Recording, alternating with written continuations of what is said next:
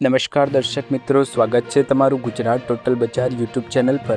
દર્શક મિત્રો, આજે આપણે આ વિડીયોમાં વાત કરવાના છીએ હવામાન સમાચાર વિશે। અલ નીનો ઇફેક્ટ, ચોમાસા પર મોટો ખતરો। અલ નીનો સક્રિય થતાં ભારતમાં તીવ્ર દુષ્કાળ અને રેકોર્ડ બ્રેક ગરમીની આશંકા। કૃષિ ક્ષેત્રમાં સંકટ। જુઓ હવામાન વિભાગના સૌથી મોટા, મહત્ત્વના અને લેટેસ્ટ સમાચાર શું છે। પેસિફિક મહાસાગરમાં અલ નીનો સક્રિય થતાં ભારતમાં સામાન્ય કરતાં ઓછો વરસાદ જોવા મળશે અને રેકોર્ડ બ્રેક ગરમી પડવાની આશંકા છે। આનાથી $4 ટ્રિલિયન ઇકોનોમી અને કૃષિ ક્ષેત્ર પ્રભાવિત થશે।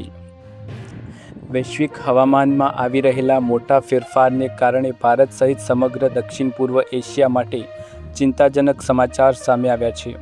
યુએસ ક્લાઇમેટ પ્રેડિક્શન સેન્ટર ગુરુવારે સત્તાવાર જાહેરાત કરતાં જણાવ્યું કે પેસિફિક મહાસાગરમાં અલ નીનોની સ્થિતિ સક્રિય થઈ ગઈ છે।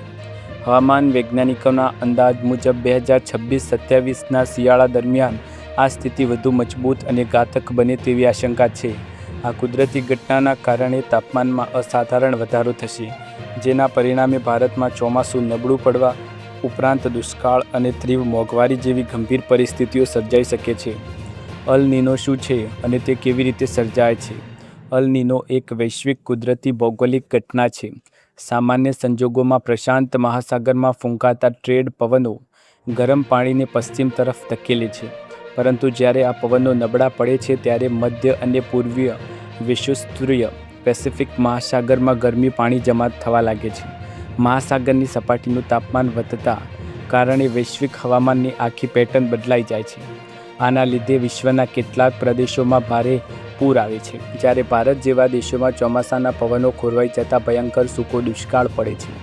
ભારતના ચોમાસા પર અલ નીનોની શું અસર થશે? જ્યારે પણ પ્રશાંત મહાસાગરમાં અલ નીનો સક્રિય થાય ત્યારે તેની સીધી અસર નકારાત્મક ભારતના ચોમાસા પર જોવા મળે છે। પવનોની દિશા બદલાવી। સામાન્ય દિવસોમાં હિન્દ મહાસાગર તરફથી ભેજવાળા ચોમાસાના પવનો ભારત તરફ આગળ વધે છે, પરંતુ અલ નીનોના કારણે પેસિફિક મહાસાગરનું તાપમાન વધતા આ પવનો નબળા પડે છે અથવા તેમની દિશા બદલાઈ જાય છે। ઓછો વરસાદ અને ગરમી।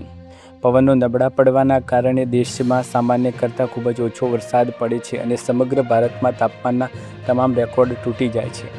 દુષ્કાળનું સંકટ। ભૂતકાળના આંકડા દર્શાવે છે કે અલ નીનોના કારણે ભારતના અનેક રાજ્યોમાં ગંભીર દુષ્કાળ જેવી પરિસ્થિતિ ઊભી થાય, જેમાં દેશના જળ સંસાધનો અને જનજીવનને વ્યાપક નુકસાન પહોંચાડે તેમ છે। વૈશાલા એક્સ વેધરના વેધરકેસ્ટ એન્ટરપ્રાઇઝ સેલ્સ એક્ઝિક્યુટિવ કાયલ ટેપ્લીના જણાવ્યા અનુસાર અલ નીનો દક્ષિણ પૂર્વ એશિયા અને ખાસ કરીને ભારતની પાકમાં ઉપજ પર અત્યંત નકારાત્મક અસર કરશે। ભારતને તેની ખેતી માટે જરૂરી કુલ પાણીનો આશરો 70% વરસાદ ચોમાસું દરમિયાન જ મળે છે। દેશની અંદાજે $4 ટ્રિલિયન અર્થવ્યવસ્થા કૃષિ ક્ષેત્રમાં હિસ્સો લગભગ 18% જેટલો છે।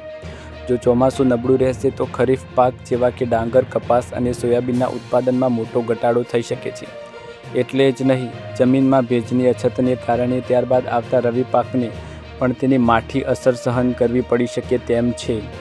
ત્યારબાદ હવામાન વિભાગના લઈ મહત્ત્વના સમાચાર વિશે વાત કરીએ તો ગુજરાતમાં ચોમાસાની આગાહી કેટલી છે?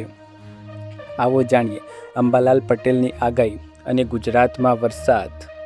મુંબઈમાં આ તારીખથી પડશે ચોમાસાનો વરસાદ, દક્ષિણ ગુજરાતમાં થશે 12 મેઘખાંગા તેવા સમાચાર। જાણીતા હવામાન નિષ્ણાત અંબાલાલ પટેલે ચોમાસાની સ્થિતિ અને આગામી દિવસોના વરસાદ અંગે મહત્વપૂર્ણ આગાહી વ્યક્ત કરી છે। તેમના જણાવ્યા અનુસાર હાલમાં સતત આવી રહેલા વેસ્ટર્ન ડિસ્ટર્બન્સ ચોમાસાની પ્રગતિમાં અસર કરી રહ્યા છે, જેના કારણે કેટલાક વિસ્તારોમાં સારા વરસાદમાં વિલંબ જોવા મળી રહ્યો છે। હવામાન અંગેના જાણકાર અંબાલાલ પટેલના જણાવ્યા મુજબ હાલમાં મુંબઈમાં સારા વરસાદના એંધાણ મજબૂત દેખાઈ રહ્યા નથી। જો કે શહેરમાં વરસાદી ઝાપટા પડી શકે છે, પરંતુ નોંધપાત્ર અને વ્યાપક વરસાદની શક્યતા 18 જૂન બાદ વધુ જણાઈ રહી છે।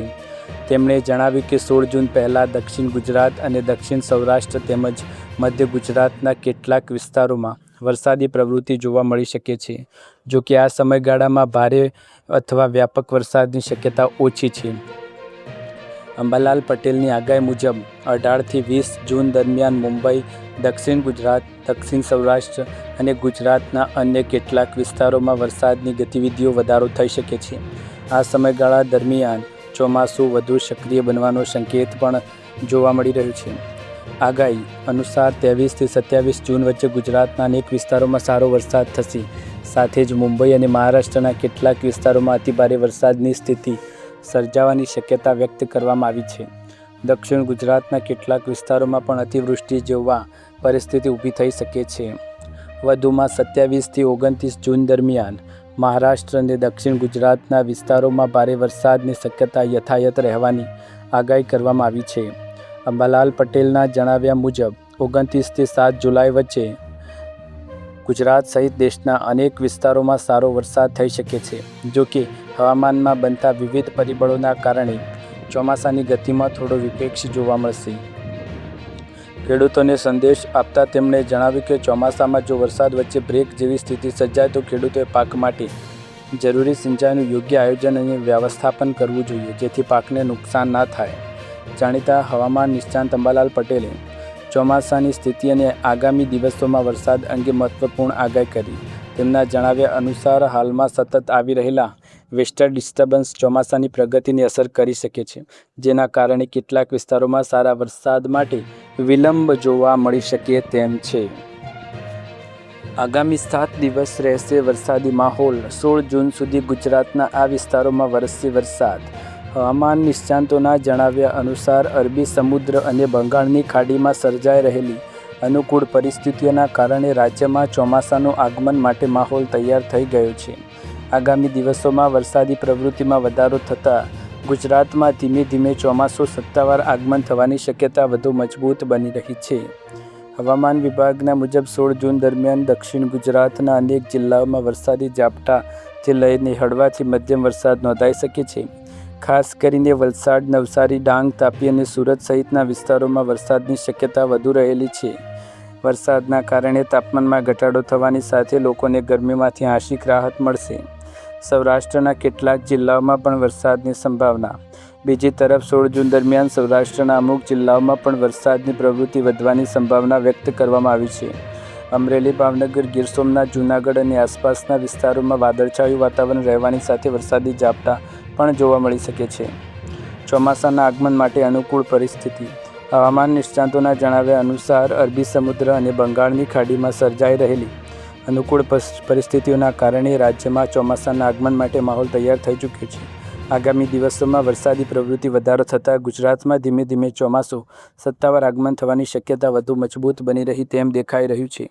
પરંતુ ગરમી નમવાનું નામ નથી લઈ રહી. ખેડૂતો અને સામાન્ય લોકો માટે પણ આ એક મહત્ત્વના સમાચાર છે. દર્શક મિત્રો, તમને વિડીયો પસંદ આવે તો વિડીયોને લાઇક, શેર, કમેન્ટ કરો. ચેનલ પર નવા હોય તો સબસ્ક્રાઈબ કરો. આવા જ અવનવા લેટેસ્ટ વિડીયો જોવા માટે ચેનલ સાથે જોડાયેલા રહો. ફરી એકવાર નવા વિડીયોમાં હવામાન સમાચાર સાથે મળીશું. ત્યાં સુધી તમારા બધાનો આભાર. જય હિન્દ, જય ભારત.